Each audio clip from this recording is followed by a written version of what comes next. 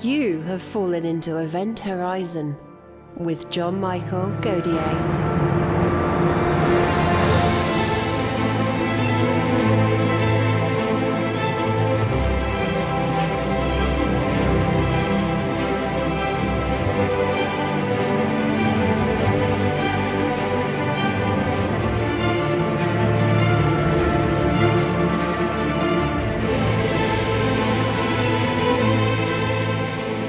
In today's episode, John is joined by Dr. Janusz Petkowski. Dr. Petkowski is a research scientist at the MIT EAPS Department, Earth, Atmospheric and Planetary Science. Dr. Petkowski's research is focused on finding life on exoplanets, biosignature gases, and theoretical biochemistry. He is a co-author on the 2 papers detailing the discovery of phosphine gas in the cloud decks of Venus, as well as determining that the phosphine on Venus cannot be explained by conventional processes. Janusz Petkowski, welcome to the program. Welcome, that's a pleasure to be here. Now, Janusz, this is certainly the biggest astrobiological discovery, or possibly related astrobiological discovery of the year, maybe even the decade. The discovery of phosphine gas in the atmosphere of Venus. Now, how did you find this? How does one detect phosphine in the atmosphere of Venus? Well, it was a detection that was originally done by the group from University of Cardiff, by Professor Jane Greaves and her group. We essentially used radio astronomy to this task, and we essentially looked at the spectrum. We collected the light from Venus, essentially passing through, and we seen an absorption line, one single absorption line. That in the millimeter wavelength of the spectrum, in the microwave region of the spectrum, which we attributed to phosphine, which essentially was an unbelievable surprise to all of us. Now, phosphine is a life-related gas, but it can also, and people will point this out, it can also appear through abiotic means. For example, gas giants and things like that. But on a terrestrial planet, there's not really a lot of ways to produce it. What abiotic ways could there be, or have you guys been able to come up with anything that might produce phosphine in the concentrations present at Venus? Well, that's a very good question, because this is actually one of the crux at the basis of our paper as well. It is known for quite a while, I believe, if I say for decades, that there is phosphine on Jupiter and Saturn. But those planets are very different than any rocky planets like Earth or Venus, as you pointed out. What is really crucial is that on Jupiter and Saturn, phosphine can be produced because of essentially 3 conditions, because 3 conditions are met, essentially. The very high pressure and a very high temperature and a very, very high concentration of hydrogen. Those 3 conditions are met, and phosphine is produced deep inside of the atmosphere of Jupiter and Saturn. And then essentially it is convectively moved up to the higher regions of the atmospheres of those gas giants. The same processes cannot happen on a rocky planet like Venus or Earth.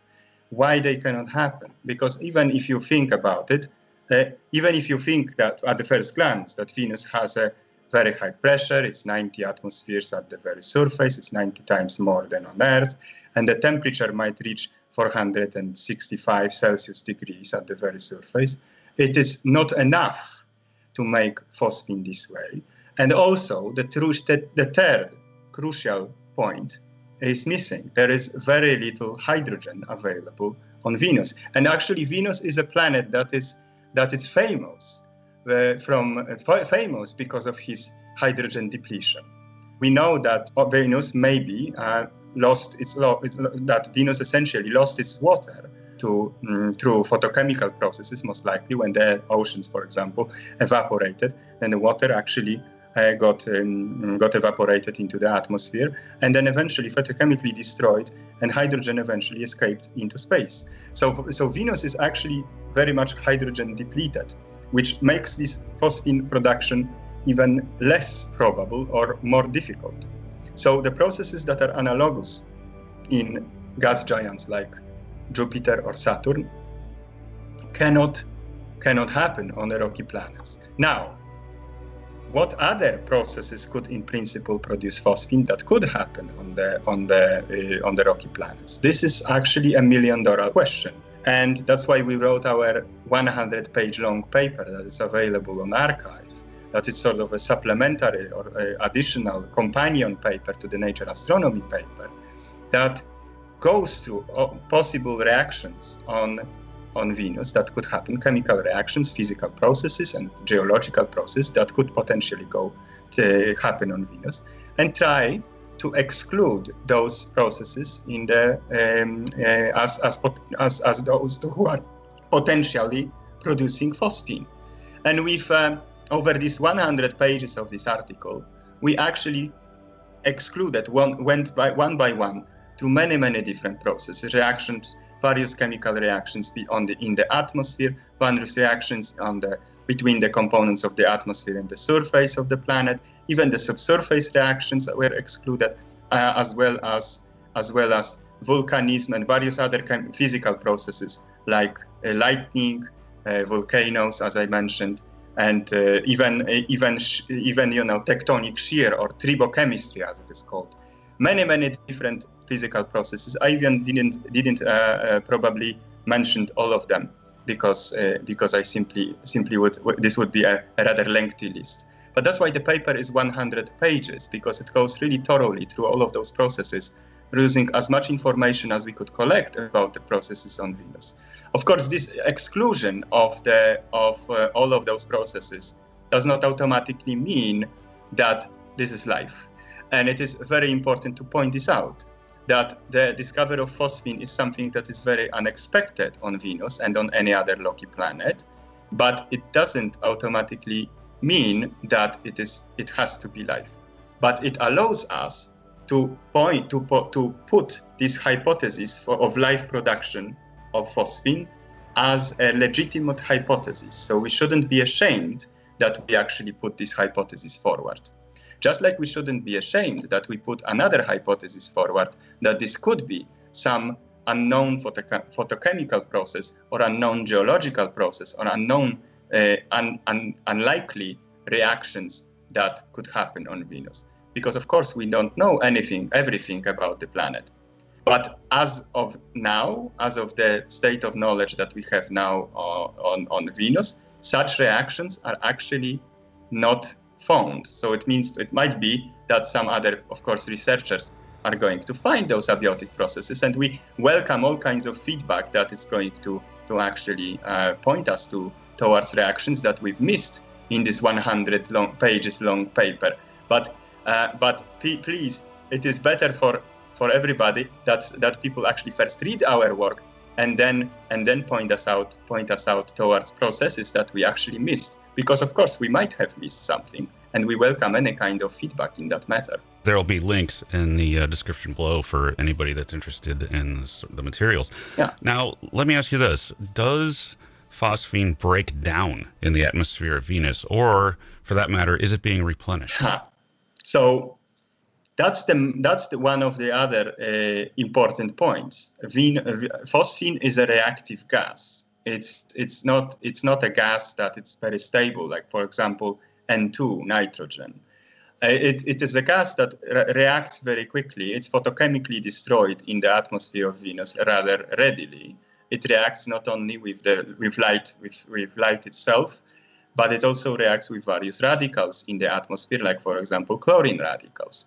So for these 20 parts per billion of phosphine to be actually present in the atmosphere of Venus, there has to be some production mechanism, some chemical reaction that constantly replenishes it in the atmosphere. And now 20 parts per billion might actually be seen as not so much. Yes, it's parts per billion after all, but it still is quite a lot if you think about the some planetary chemical process that would have to produce it. Moreover, and I will maybe go ahead a little bit in our discussion, but it is actually a good place to point this out. If observations by ALMA are correct, then phosphine is not uniformly distributed in the atmosphere of a planet. It actually is mostly not only distributed in the belt or in this in this at the altitude of the cloud decks, where you have these sulfuric acid clouds at the height of at the altitude of around 55 kilometers, where you have all these temperature temperate zones, so to speak. But also, geographically speaking, it is mostly present in the mid-latitudes on the planet. So we didn't detect phosphine, and this we are pretty sure about this, at the poles, while we actually detect phosphine only in this mid-latitude belt on the planet. So now, on top of everything, you technically should also provide a chemical, some process, some geological or planetary process that either produces phosphine exclusively in this belt for whatever reason, or actually destroys this less efficiently in that region. And that adds additional complication to the explanation. In our 100-page paper, we didn't really add this complication to all kinds of calculations and assumptions that we had, because we wanted to be as conservative as possible. In our 100 pages paper, we actually look at all the processes that we exclude in a way that phosphine production is the most favorable. Yes. So if we exclude it that way, on that basis, we make the case for the mysterious production of phosphine even higher. And it must be reiterated that the claim is that phosphine is there.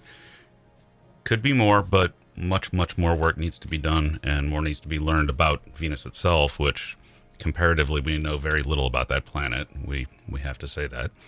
And this just simply points us in the direction that this is worth checking out and seeing exactly what might be here. Now, my next question.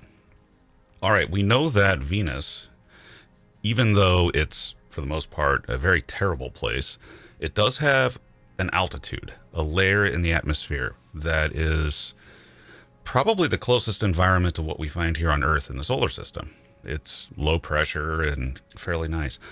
Do we have any sense of where the phosphine is as far as altitude? Is it within that zone? Yes. So the cloud layer on Venus, first of all, it covers the planet completely, though that's a very, very big difference between Venus and Earth. But on top of that, this cloud layer is present on the altitude between 48 kilometers from the surface to around maybe 70 kilometers up.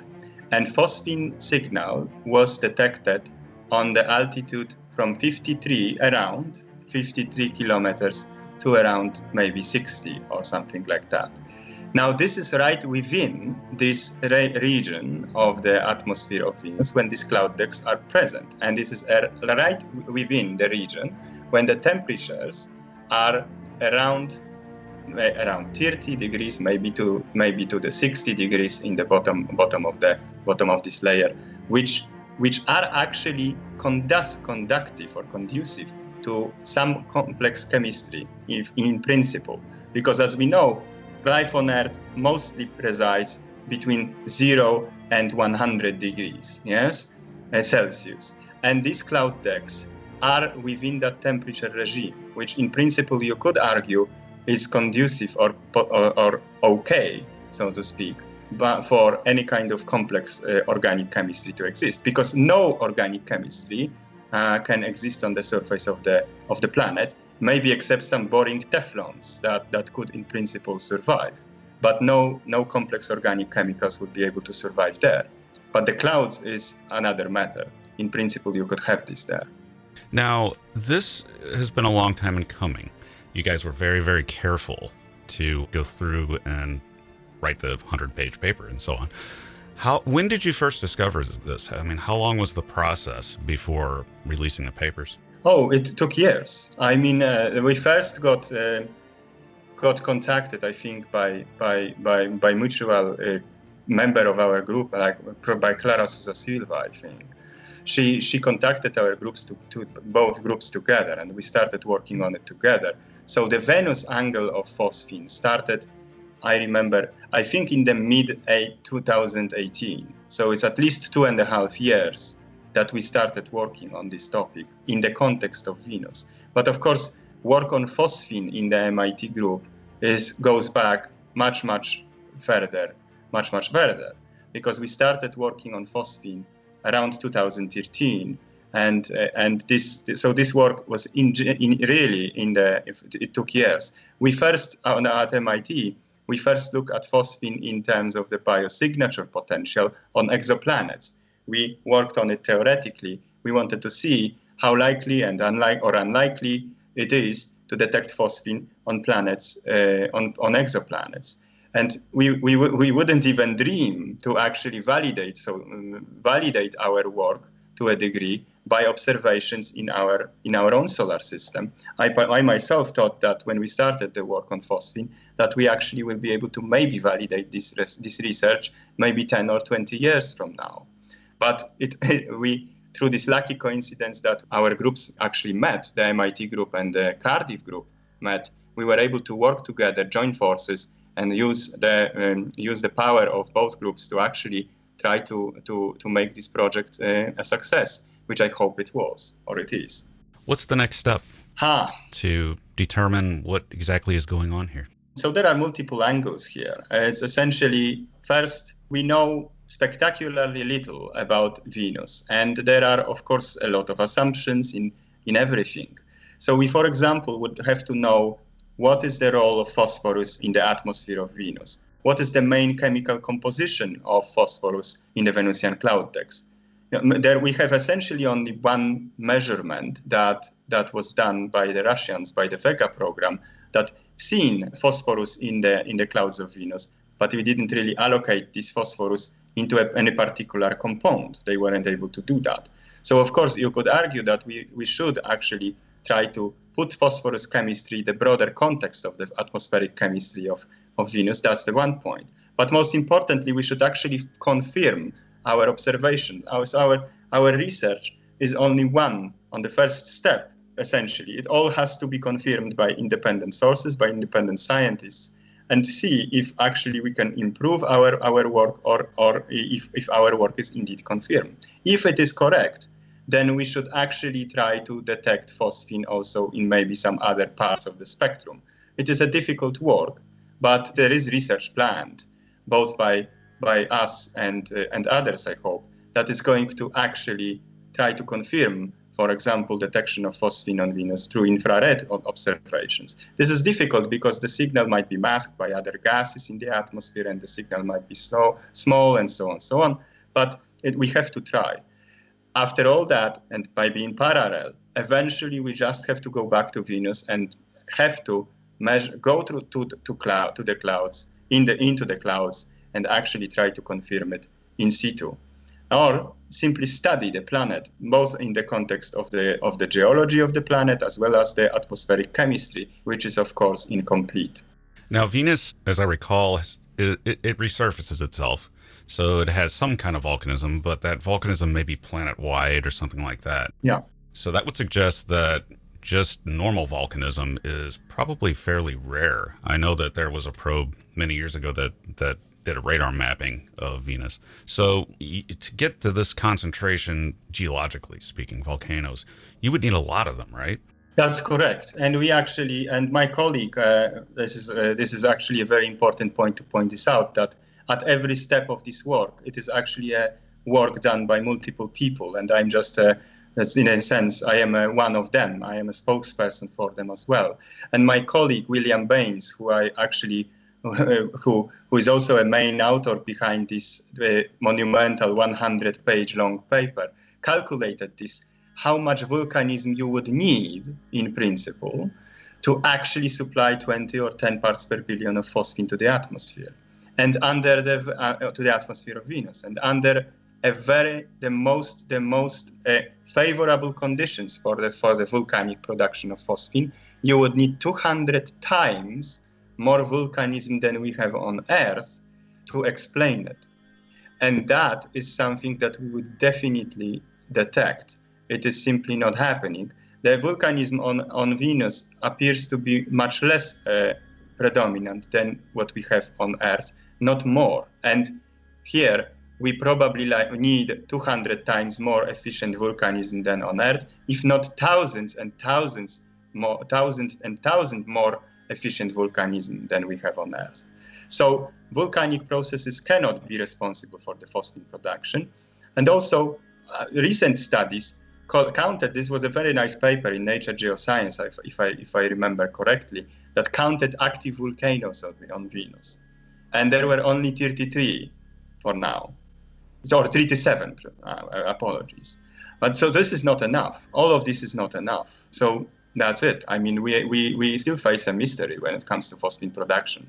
Now, Venus has also been known to occasionally hint certain things. As I recall, one of the Venera probes, or maybe several of them, saw particulate matter at a certain level in Venus's atmosphere that happened to be the size of a microbe. And then we have things like dark UV absorbing streaks that seem to change and almost bloom and do all these sorts of things. And then we have other ideas like the S8 molecules, where perhaps life could armor itself against sulfuric acid using, sulfur compounds. All of this seems to converge on the same level in the Venusian atmosphere, though, correct? That's correct, and that's a very nice observation. So if we were to be optimistic, then we can say that our phosphine discovery adds another mystery to the layers of mysteries that this planet already has.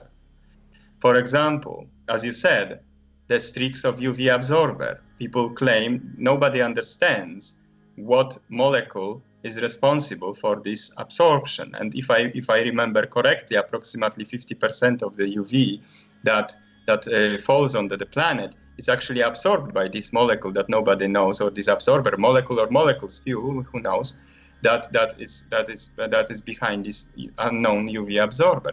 Nobody knows what it is. It might be. It was postulated that there might be some sulfur compounds responsible, but nobody really knows what it was or it is.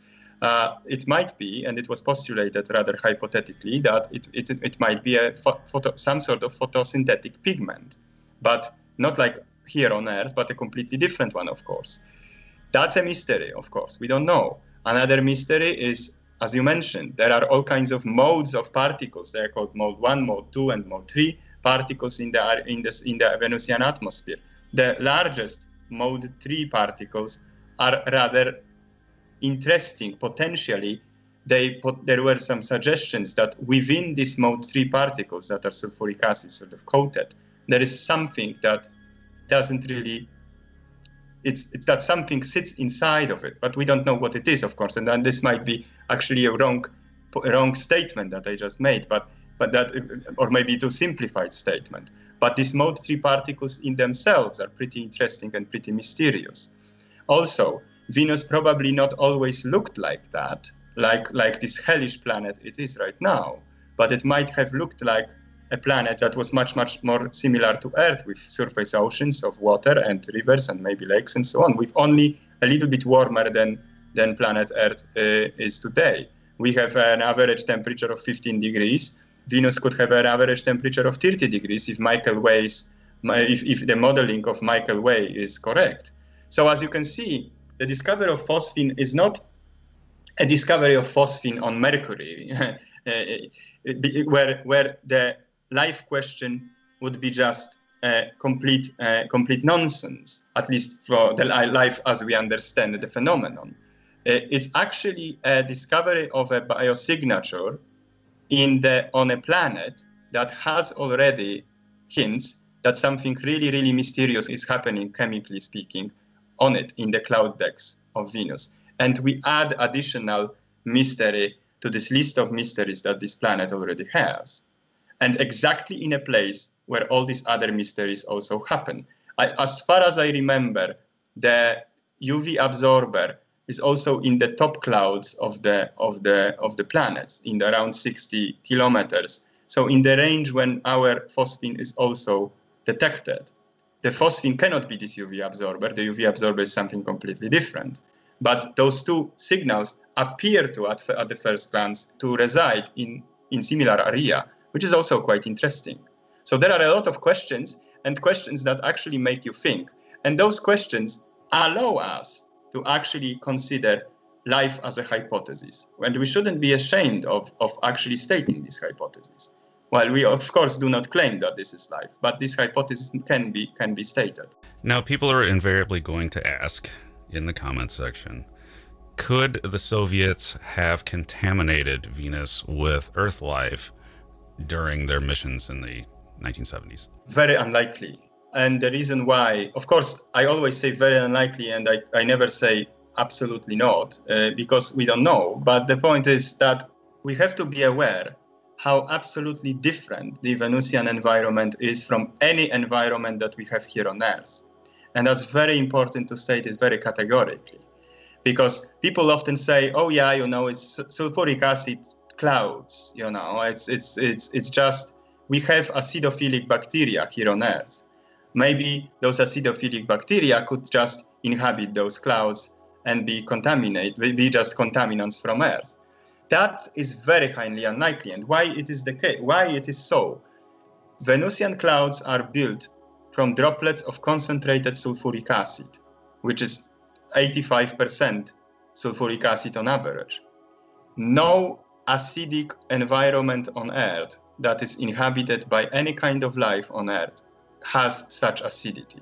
The pH scale is off the charts, so to speak. We cannot even use a pH scale to measure these acidities of Venusian clouds. It is so acidic. There are, for example, some environments on Earth that are called Dalol pools in Ethiopia that have pH 0. Yes, but it is still a solution of acid in water, which is approximately 5% maybe of sulfuric acid concentration. In the clouds of Venus, we have concentration of sulfuric acid that reaches 95% on some levels, maybe even 100 at the very bottom of the clouds. And on average, it is 85. We cannot even use a pH scale to measure this acidity because it is so acidic. We have to use a different pH scale, and often people use Hammett acidity instead of pH to measure this. If we actually extrapolated this Hammett acidity to the pH scale, we could say maybe a little bit incorrectly, forgive me that the pH would be minus 11.5. This is many orders of magnitude more acidic environment than any acidic environment that we have here on Earth. No acidophile is going to survive there, because none of those acidophiles ever seen in evolutionary history that type of environment. There is no environment like that on Earth. Though one does have to think about sometimes life surprises, because we do have bacteria here on Earth that can tolerate enormous amounts of radiation that is not present in the Earth's environment, that maybe they developed as a result of being able to dry out, and it was a peripheral, sort of development for them. Absolutely. And absolutely. And so that's why I said it's very highly unlikely, but it's never impossible. We have to be aware that, and I like this quote from Jurassic Park when Dr. Ian Malcolm says that life will find a way. And I'm absolutely sure that, you said life sometimes surprises. I would say that life always surprises. So we might actually find out that, yes, indeed, when we finally, if this is life and we confirm it, and then we will be absolutely surprised how absolutely ingenious are the biochemical solutions to the problem of sulfuric acid, to the problem of extreme dryness, because we have to be aware that the conditions of Venusian clouds are 50 times more as dry as the driest place on Earth. So you have a situation that the clouds of Venus are multi-extreme environment. It's not like we just transform the acidophile from a pool in Ethiopia to these clouds of Venus, and this acidophile will survive and thrive. It will have to face, on top of the acidity, it would have to face all kinds of other challenges. Not to mention the challenge of being completely aloft for the entire duration of the life cycle, and that's it. That's also a challenge, because on Earth, we do not have an evidence of actual cell division in the clouds. Our life our microbial life from Earth is constantly swept up to the clouds, and it resides there for at least a couple of days, maybe even longer. But eventually, it always falls down to the ground, because ground is obviously habitable. On Venus, any life that exists there, if it exists there, would have to develop some evolutionary strategies to actually keep itself aloft perpetually over hundreds, if not billions of years. And that is a challenge. That is a challenge for our own microbes as well. If indeed this is Russian contamination, for lack of better word. So as you can see, while it is absolutely not impossible, it is very, very, very, very highly unlikely, because this life would not only have to just survive there, but it would have to eventually thrive there. And to thrive there, it would have to actually divide and reproduce. Imagine that. When a cell divides, it divides its contents into two, which means that if there was no water around, it would lose water content. So it would have to constantly replenish this water in an environment when water is extremely scarce.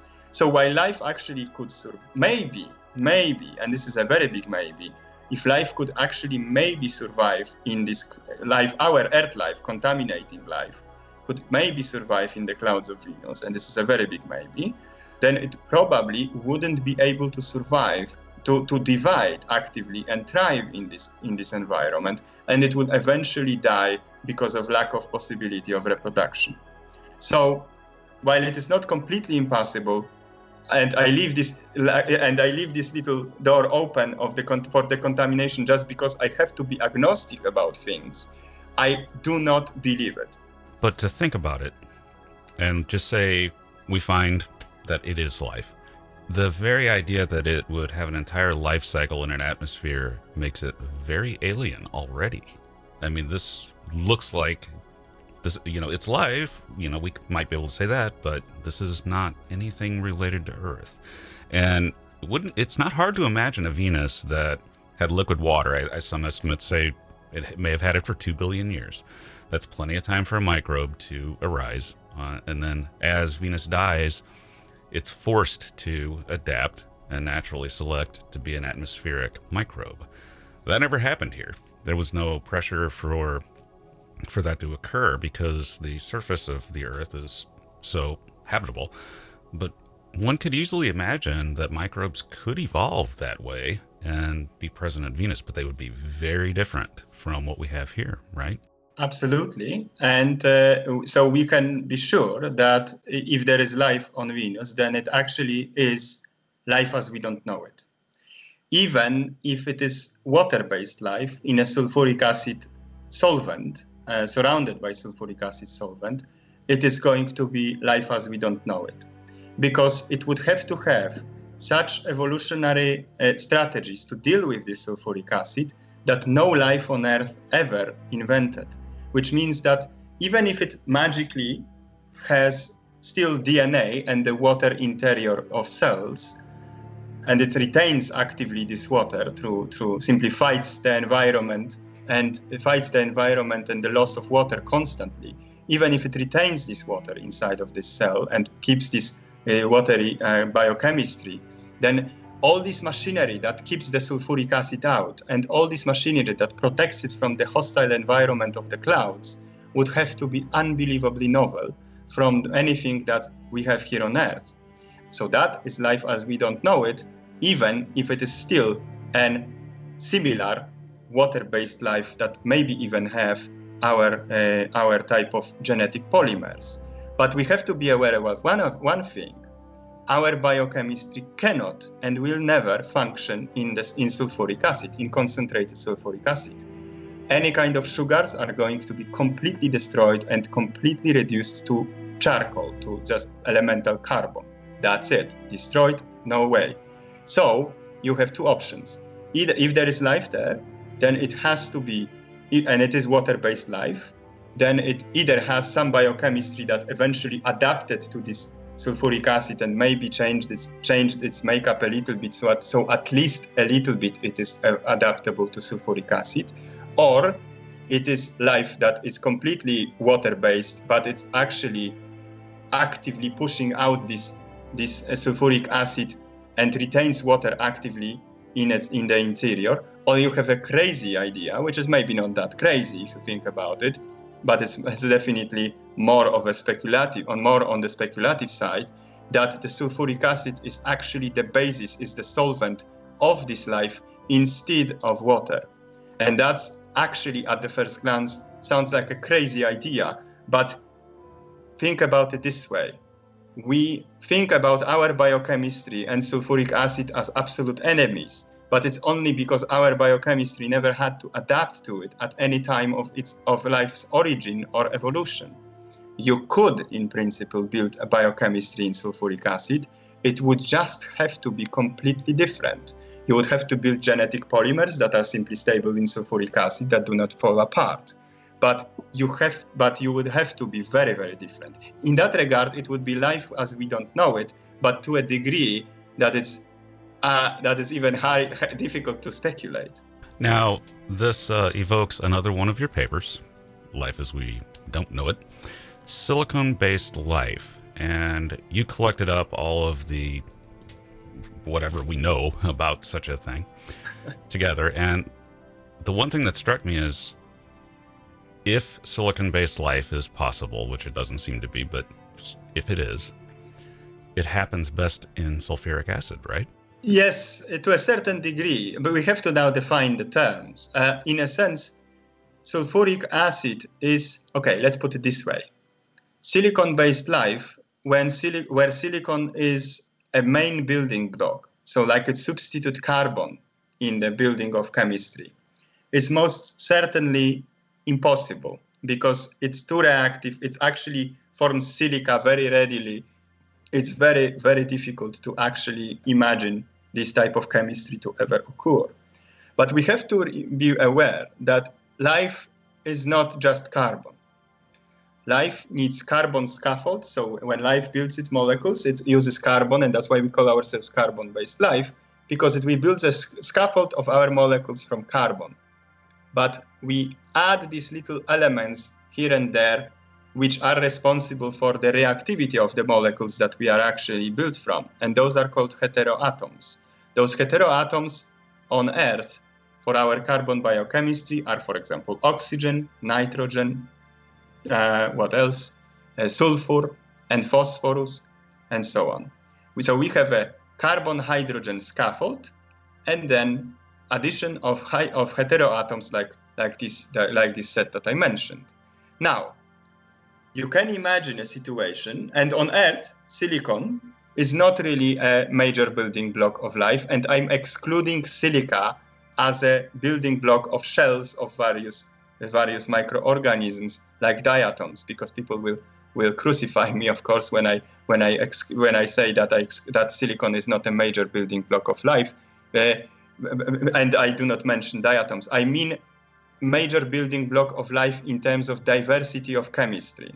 Because life on Earth, when it uses silicon, it only uses it in a context of silica or silicon-oxygen bond. It doesn't form any other bonds between silicon and any other element, just silicon-oxygen bonds. So it's pretty, and I will use this controversial word, it's a pretty boring chemistry, so to speak. On Earth, of course, when it comes to silicon. But it's because it is a water-based chemistry. It is a water-based, carbon-based chemistry. Now, what if you actually substituted this water chemistry with some other solvent? Suddenly, you have a different availability of different chemistry. Suddenly, around this sulfuric acid, in the sulfuric acid, you have a different collection of chemicals that you actually can build your biochemistry from. It's no longer the same chemicals that you can have in water because they are unstable in sulfuric acid. But suddenly, this is where the silicon potentially could shine as one of those additional heteroatoms. So you see, you can have a situation when we have a still carbon-based life, but it has additional silicon atom. Apart from, for example, oxygen, nitrogen, or sulfur, or phosphorus, it can have a silicon as one of the major building blocks of its chemistry. Think about it as a silicon-carbon hybrid life. And that is possible in sulfuric acid because many silicon compounds, organosilicon compounds, are actually more stable in sulfuric acid than they are in water. In water, many organosilicon compounds eventually react away and become silica, so sand rocks, and so on. But in sulfuric acid, once those silicon compounds, those organosilicon compounds are formed, and that is another story, they are always going to require energy, So this life would have to expand and spend energy to actually make them, but they are going to be stable and they might be useful. So there might be a reason for life to actually invest energy into expanding and exploring silicon chemistry much more in sulfuric acid than it does so in water, when it's also extremely energetically costly. But at the end, in water, it is not really that worth it, because anything built from silicon eventually reacts away to become silica, and you cannot really benefit that much from the diversity of silicon chemistry. But in sulfuric acid, you could. Any prospects for this at Venus, or is there just no way? Oh, I mean, and I also would like to mention that this work was done together with both Sara Seager and William Baines. William Baines is a fan of silicon for many years, and I'm really glad also that this paper got published, because this is also a sort of a finalization of William's interest in silicon, and I'm glad that he can also participate in this. Now, the point is, can we? Absolutely, I think that we should. I think that we should. I know that this is a completely crazy idea to look for complex silicon chemistry on Venus in sulfuric acid, but if this life has to face this concentrated sulfuric acid environment, and our predictions suggest that organosilicon chemistry is possible to greater degree in sulfuric acid, then why not look for it? And of course, you can always argue, yes, but it still takes a lot of energy to actually invest in this silicon chemistry if you are alive in sulfuric acid. We can always argue, yes, but energy is something that life can always spend if there is an evolutionary benefit to it. So yes, the short answer to your question is absolutely, we might actually try to look for it. Why not? And then, of course, it's sort of interesting if you're looking for sources of energy, ultraviolet light, exactly. And if something's absorbing, yes. And that's another misconception. I don't know if it can be called misconception, but photosynthesis doesn't have to mean just fixing carbon, just taking carbon dioxide and building organic molecules.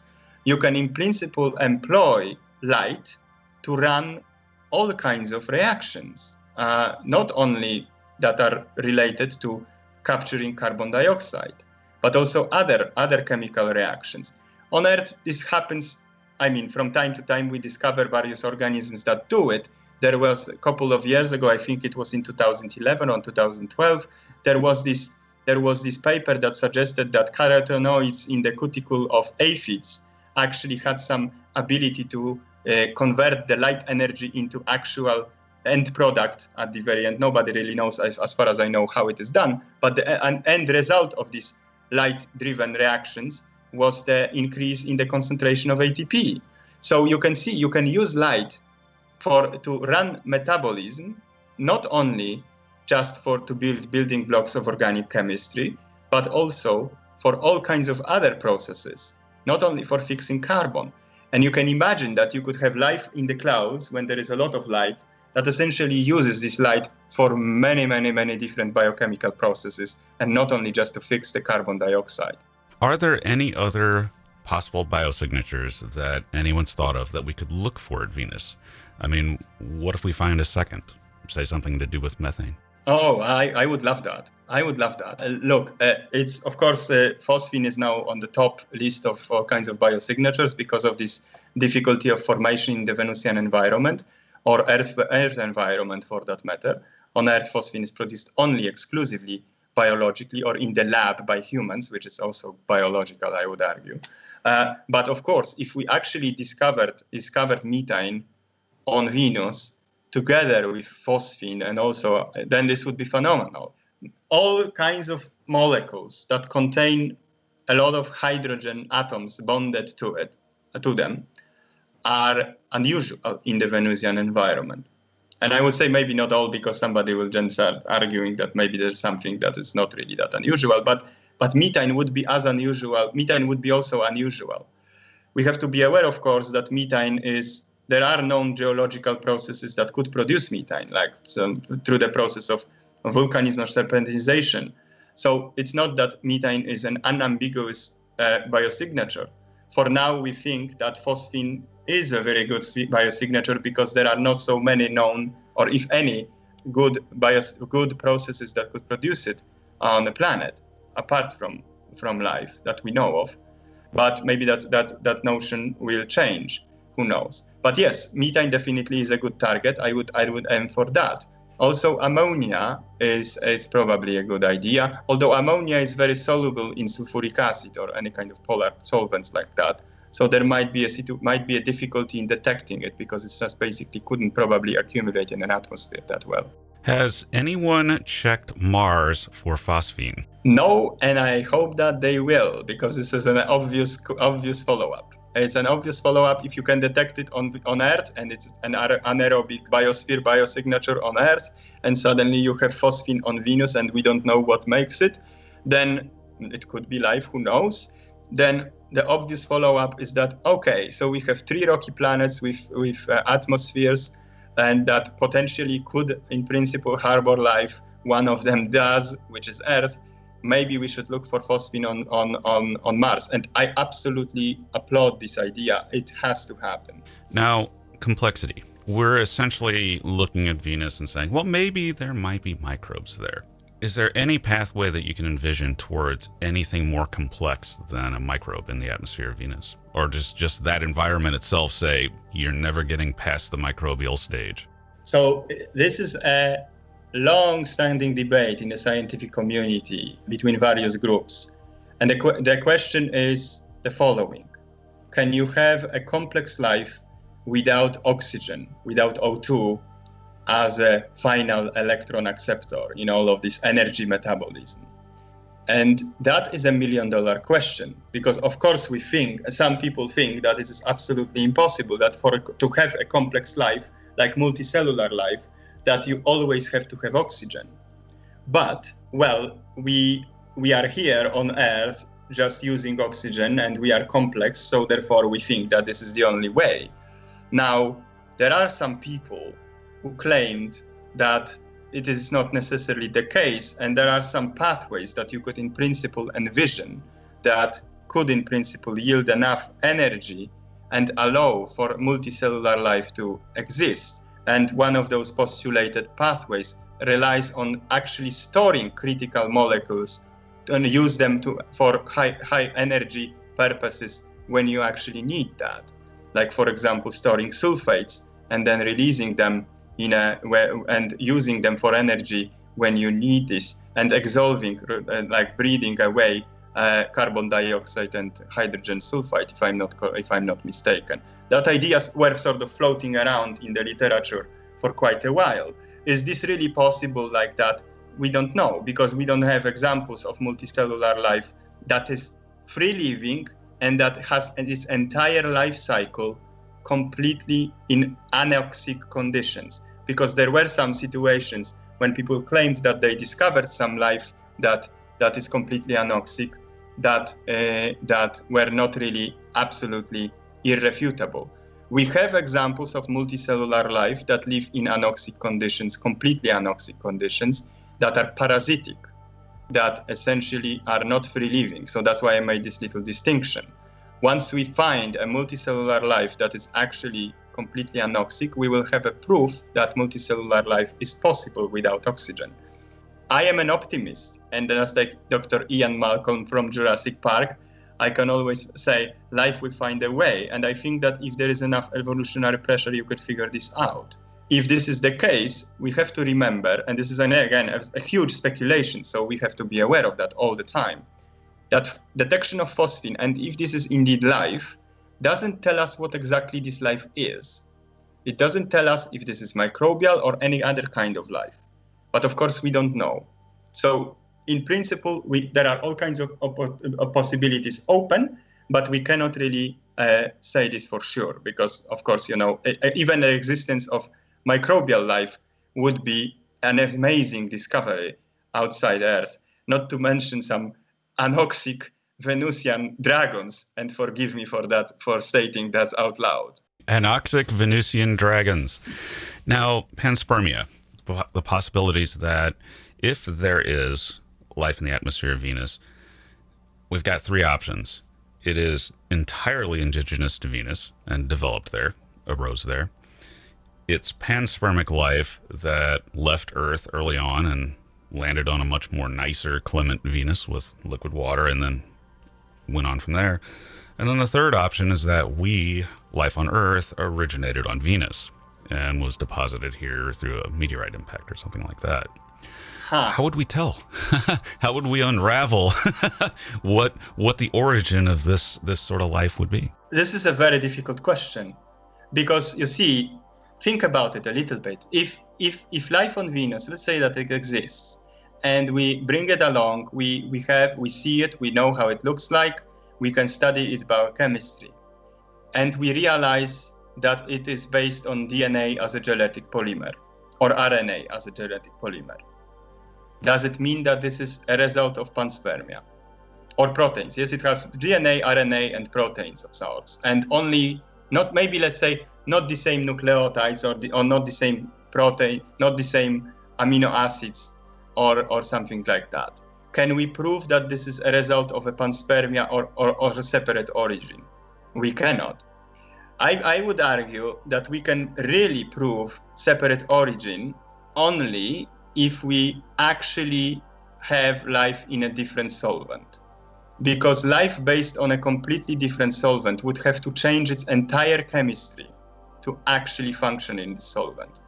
And that's a very, very highly unlikely change to do, and also a very difficult one. So now imagine that you have water-based life, and this life has genetic polymers that are to a certain degree similar to ours. We cannot say that this is for sure panspermia, because it might be a second origin, and it might be a hint that there is only one path to origin of life in water. Yes? Because everybody needs sugars, everybody needs the same nucleotides, everybody needs DNA eventually, or RNA. We cannot exclude that, and then that this life originates completely separately. If we have a situation that this life is just different, let's say that it has different amino acids and different nucleotides in these genetic polymers, how are we sure that the panspermia event did not happen before this official genetic polymer got sorted out in evolution at the origin of life? We don't know that. Yes? So the degree to which this life is going to be similar is absolutely important, and the environment in which it actually evolves is absolutely important to actually figure out if we have a situation of a separate origin or a possible panspermia. We only know that the panspermia towards the center of the solar system is less likely. So a contamination from Earth to Venus is less likely than contamination from Venus to Earth and further out. I think that this has something to do with the orbital dynamics. I'm not absolutely correct. I'm not an expert on that, but I've read a paper once that suggested that there is much less likelihood of actually contaminating Venus with Earth's meteorites than the other way around. Now, my last question for you. Ideal space probe mission to Venus to study whatever this is. What would you include if you were to design a spacecraft to go to Venus and you were given carte blanche, you may do anything you want? What would that look like? I would want to have an astrobiology-focused mission. I would like to and I'm not ashamed of that. I'm not ashamed of stating this out loud, that we always have these missions, which try to measure something, around the astrobiology question. And the astrobiology is on the periphery of the mission itself. I would be very happy to have a mission that has astrobiology at its core, that actually tries to look for life as its main goal, and maybe even capture it. Let's say that it's a microbial life, we might try to find and capture the droplets of in the clouds of Venus and try to actually look at it and combine the, let's say, imaging system, like some microscopes, let's say, broadly speaking, with a sophisticated chemical analysis to, for example, see what type of complex molecules we have inside the samples that we image and analyze afterwards. That would be a proof that indeed something lives there. we would have an actual image of life combined with a sophisticated chemical analysis that, for example, might in our dreams would show us patterns in life's complex molecules that it produces. Like, for example, life never chooses its chemistry randomly. Life has preferences and limitations regarding its chemistry. So it will have these preferences and limitations no matter what its chemical makeup. So if we see that this chemistry is skewed towards certain areas of complex chemistry, then we might see, okay, this is weird because we shouldn't expect that, and so on, unless there is some preference, evolutionary preference that this life has. So we have imaging system. We might be even, hopefully, if I were to dream, we might see the squiggly microbes swimming inside. That would be fantastic. And then we have a chemical analysis on this sample that shows weird organic molecules that couldn't possibly be made by the planet itself. And that would be a phenomenal mission. Say it is life on Venus, and say we were able to determine that it is a genesis of life unique to Venus. It has nothing to do with Earth. That changes everything, because two microbial planets in one star system suggests that the universe teems with microbes. And as we look out, we may well see phosphine in exoplanet atmospheres a lot. And if you're able to determine that the phosphine at certain levels has to be biological, then we have a whole new way to characterize exoplanets, right? Absolutely. And not to mention, I would mention that this changes everything if this is indeed life. And if this is life based on sulfuric acid and instead of water, then it changes more than everything, if I even can say this. It's because it not only proves that microbial life is actually almost an inevitable consequence of the existence of the universe, but it also proves that the path to the origin of life does not really lead only through water. And that would be a phenomenal discovery. So yes, absolutely. And also that, of course, has an implication for exoplanets. We now see that the real estate of the galaxy is very large, that there might be different planets, that not only that, the classical concept of the habitable zone does not really always apply so strictly as we can see. Because Venus is clearly, if we were to look at our solar system, we might look at Venus as some sort of, anyway, a planet that cannot be inhabited by anything alive. We would say, okay, it's a little bit too close to the star, okay, so it's probably no. Earth, okay, the inner edge of the habitable zone, okay, it's probably okay, but who knows, maybe it's a little bit too hot. And then we would say, oh, Mars, a little bit small, but maybe it can retain some atmosphere, so maybe that's the best. You see, this would change a lot of things. Not only that we could look for phosphine elsewhere. This was our initial goal when we started this research theoretically on phosphine as a biosignature, but also that the diversity of life and the diversity of life, not only diversity of life is absolutely staggering, but the diversity of worlds and the position of those worlds in the solar systems can also be quite diverse, which means that the real estate of planets that could be inhabited is much larger, and that there is such a thing as a strictly aerial biosphere.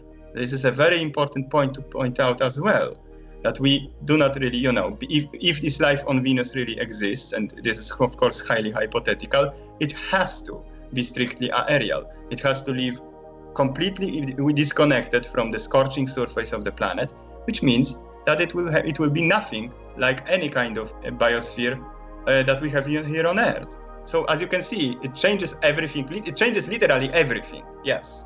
All right, Janusz, we are out of time. I just find this completely fascinating, especially that, we've been looking at Mars for all these years, wondering, what are those methane blooms or those seasonal things like that? And then all of a sudden we look at Venus and there it is, sort of hinting and pulls to the forefront of the possibilities for life in the solar system. Just in one day. Yeah, absolutely. I understand. And I mean, it's a pleasure, and I'm really privileged to be part of this research. And of course, There is a huge shout out to everybody who participated, and Professor Jane Greaves and my boss at MIT, Sara Seager. Everybody, I mean, they did a fantastic job. And it is, of course, a team effort. And I want to emphasize that as well. So it was a pleasure to talk to you. Thank you very much. John, I have a present for you. Early Christmas. And your birthday's coming up soon. You'll be moving even more deeply into your 40s. Entropy. What is it? Introducing John Bot Mark III. Yeah, another John Bot. Wonderful. What's this one do? I am John Bot, and it is great. John is not. The possum was okay, not so much now. He has self-replicating technology. Whenever the toaster oven breaks down and catches fire again, he can manufacture a replacement. That doesn't sound good. Not sure you should still be building these John Bots, Anna. I can repair the LeBaron. What? Really? Last I saw of it, it thanked me for being its driver and keeping a proper maintenance schedule, and then it launched itself back into space and headed for parts unknown. It was magnificent. Well, yeah, but it's off founding a machine civilization made up entirely of sentient, self-replicating 1985 LeBarons. I don't think the rest of the galaxy is going to be comfortable with that. We're getting a transmission, John. I can fix that. Ow. LeBaron Laser John Bot Mark III from space! You're welcome.